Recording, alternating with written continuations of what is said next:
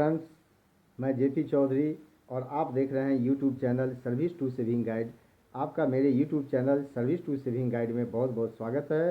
दोस्तों, इस वीडियो में मैं बात करने जा रहा हूं रेजिग्नेशन के बारे में। दोस्तों, जैसा कि आप जानते हैं कि रेजिग्नेशन का अर्थ होता है इस्तीफा देना, यानी कि नौकरी छोड़ना। तो सीसीएस रूल्स की जहाँ तक बात है, तो सीसीएस रूल्स के हिसाब से जो इस्तीफ़ा होता है वो दो तरह का होता है। पहला होता है क्विटिंग सर्विस, कि इस केस में आपने मन बना लिया है नौकरी छोड़ने का, यानी कि अब आप नौकरी नहीं करना चाहते। और दूसरा केस होता है टेक्निकल रेजिग्नेशन का, कि टेक्निकल रेजिग्नेशन का जो केस होता है कि आप किसी पोस्ट पर काम कर रहे हो और आपका जो है सो सिलेक्शन किसी और पोस्ट के लिए हो गया हो, और ये चाहे सेम डिपार्टमेंट में हो सकता है या गवर्नमेंट के किसी दूसरे डिपार्टमेंट में हो सकता है।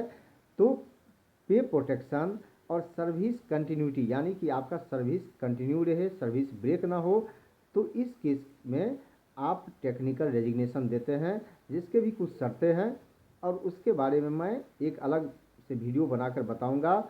इस वीडियो में बताने जा रहा हूं कि अगर आपने मन बना लिया है नौकरी छोड़ने का और नौकरी छोड़ना चाहते हैं, तो उसकी प्रक्रिया क्या है, यानी कि आप कब रिज़ाइन दे सकते हैं, किसको रिज़ाइन दे सकते हैं, कौन एक्सेप्ट कर सकता है आपका रेजिग्नेशन, आप कब विड्रॉ कर सकते हैं, अगर आपने विड्रॉ नहीं किया तो एट द एंड आपको कौन कौन से बेनिफिट्स मिलने वाले हैं, ये सारी जानकारी मैं आपको इस वीडियो में देने जा रहा हूँ। तो दोस्तों, वीडियो को आगे बढ़ाने से पहले मेरा एक रिक्वेस्ट है कि अगर अभी तक आपने मेरे चैनल को सब्सक्राइब नहीं किया है तो अभी सब्सक्राइब कर ले। अगर आपने सब्सक्राइब कर रखा है तो आप इस वीडियो को ज़्यादा से ज़्यादा लाइक और शेयर ज़रूर कीजिएगा। तो आइए बिना टाइम वेस्ट किए देखते हैं कि इसकी पूरी प्रक्रिया क्या है और नियम क्या है। तो दोस्तों, आपके मन में सबसे पहला जो प्रश्न उठ रहा होगा, ये प्रश्न है कि व्हाट इज रेजिग्नेशन। कि आप भी सोच रहे होंगे कि सबसे पहले रेजिग्नेशन है क्या। तो बार बार आप सुनते हैं कि रेजिग्नेशन, या उसे आप इस्तीफा के नाम से भी हिंदी में जानते हैं।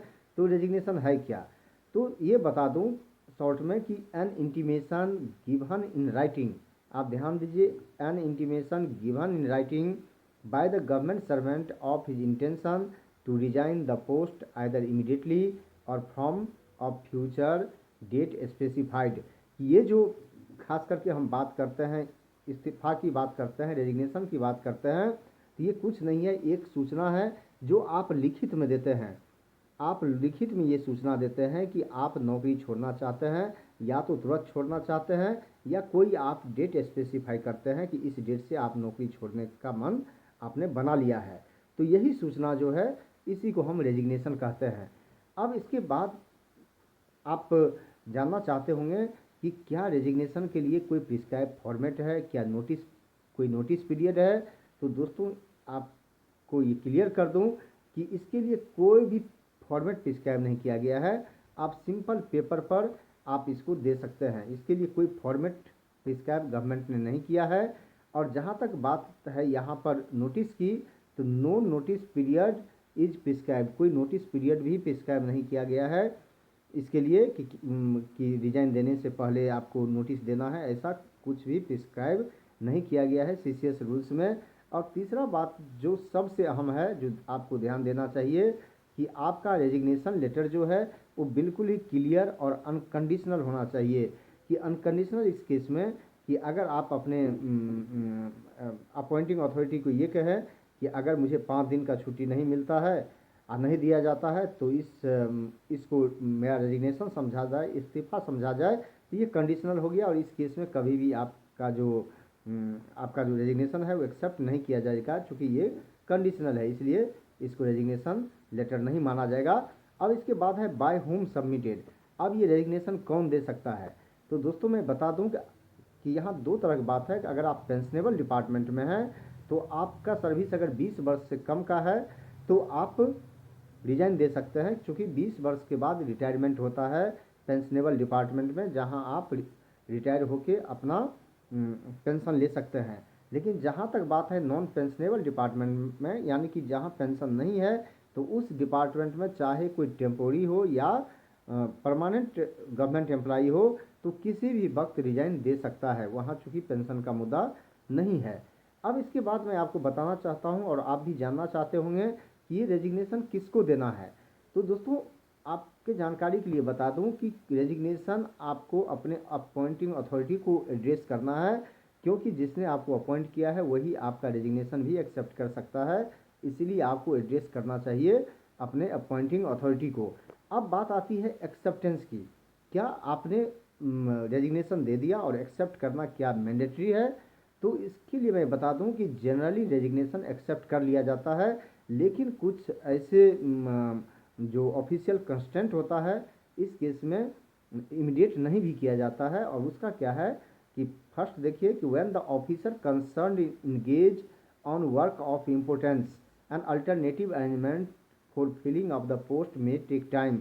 कि अगर आप कोई अहम पोस्ट पर काम कर रहे हैं और आपने रेजिग्नेशन दिया है तो इमीडिएट आपका रेजिग्नेशन एक्सेप्ट नहीं किया जा सकता है जब तक कि कोई अल्टरनेटिव ना मिल जाए। तो जनरली जो ही अल्टरनेटिव मिल जाता है तो आपका रेजिग्नेशन एक्सेप्ट कर लिया जाता है। उसके बाद जो दूसरा केस है कि कब ये नहीं किया जाएगा, तो दूसरा केस दीजिए कि अगर किसी ऑफिशियल के खिलाफ कोई डिपार्टमेंटल इंक्वायरी या कोई इन्वेस्टिगेशन चल रहा हो या पेंडिंग हो, तो इस केस में रेजिग्नेशन एक्सेप्ट नहीं किया जाता है, भले आप सस्पेंडेड हो या ना हो उस टाइम में। और रेजिग्नेशन जो है कि एक्सेप्ट नहीं किया जाएगा अगर आपकी अपॉइंटिंग अथॉरिटी को यानी कि गवर्नमेंट को लगता है कि इस सरकारी कर्मचारी के खिलाफ डिसिप्लिनरी प्रोसीडिंग चलाना ही बेहतर है, यानी कि डिसिप्लिनरी प्रोसीडिंग चलाया जाए और यही बेहतर है, तो इस केस में भी एक्सेप्ट नहीं कर सकता है। लेकिन द कॉम्पिटेंट अथॉरिटी में हाउएवर एक्सेप्ट द रेजिग्नेशन, कि आपके खिलाफ कोई इंक्वायरी या इन्वेस्टिगेशन पेंडिंग है, फिर भी आपके जो कॉम्पिटेंट अथॉरिटी है वो एक्सेप्ट कर सकता है, बशर्ते कि ये जो केस है आपके खिलाफ मॉरल टर्पिट्यूड या घोटाला या जिसको इन्वेजलमेंट कहते हैं जिसमें पैसा घोटाला किया गया हो, इस तरह का केस आपके खिलाफ नहीं है। अगर नहीं है तो आपके जो अपॉइंटिंग अथॉरिटी है यानी कि गवर्नमेंट है वो एक्सेप्ट करने के बारे में सोच सकता है। उसके बाद जो दूसरा केस है कि आपके खिलाफ इंक्वायरी या इन्वेस्टिगेशन तो चल रहा है लेकिन एविडेंस इज नॉट स्ट्रॉन्ग, यानी कि आपके खिलाफ जो एविडेंस है वो काफ़ी स्ट्रॉन्ग नहीं है और आपके अपॉइंटिंग अथॉरिटी को लगता है कि अगर इसके खिलाफ ये प्रोसीडिंग चलाया भी जाए तो इस जितना एविडेंस है पास में, तो उससे ये लगता है कि इसका रिमूवल या डिसमिसल यानी कि इसको जॉब से बर्खास्त नहीं किया जा सकता है। अगर ये साबित हो भी जाता है तो इस केस में एक्सेप्ट किया जा सकता है। और तीसरा केस है कि further pursuit of the case में get so protected as to render acceptance of resignation cheaper for the exchequer. और ये तीसरी बात ये हो सकती है कि आपके अपॉइंटिंग अथॉरिटी को लगे यानी कि गवर्नमेंट को लगे कि एक्सेप्ट कर लेना ही बेहतर है, क्योंकि जितना लंबा समय चलेगा उतना पैसे खर्च होंगे, तो इससे बेटर है कि इसका रेजिग्नेशन एक्सेप्ट कर लिया जाए। तो इस केस में आपका रेजिग्नेशन एक्सेप्ट कर लिया जाएगा।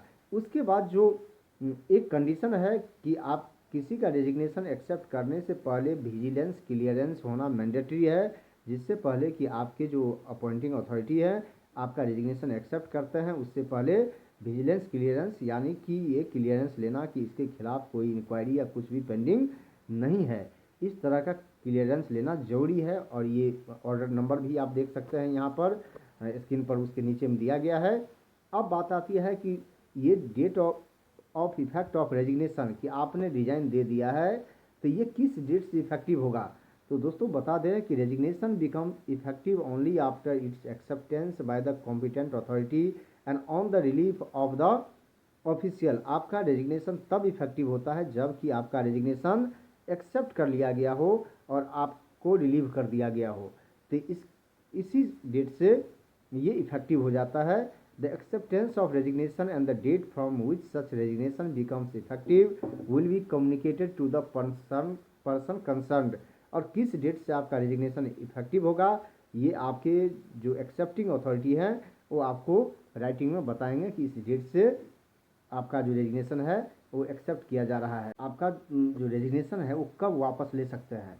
तो दोस्तों इसका 3 केस है। फर्स्ट केस है कि आपने रेजिग्नेशन दिया है और आपका before acceptance if withdrawal communicated after acceptance but before actual relief such withdrawal will normally be accepted.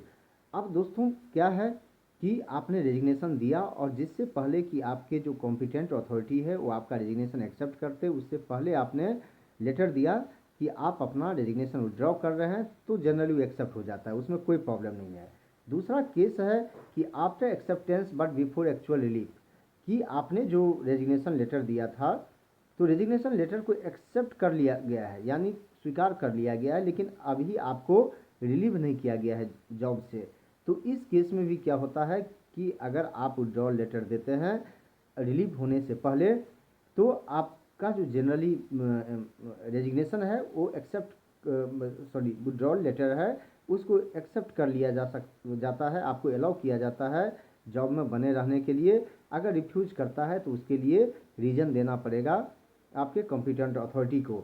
और तीसरा केस होता है under rule 26 of CCS pension rules 1972, an appointing authority make permit a permanent government servant to draw his resignation which has become effective after its acceptance and his relief under the following condition।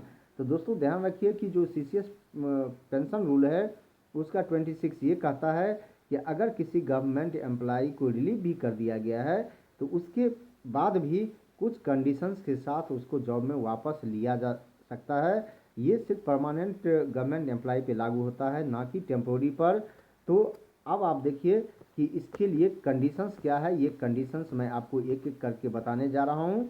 तो दोस्तों आप ध्यान दीजिएगा कि जो first condition है, ये first condition है कि that the resignation was submitted for some compelling reasons not involving any reflection on his integrity, efficiency, conduct, and that the request for withdrawal is made due to certain material change in the circumstances which compelled him to submit resignation।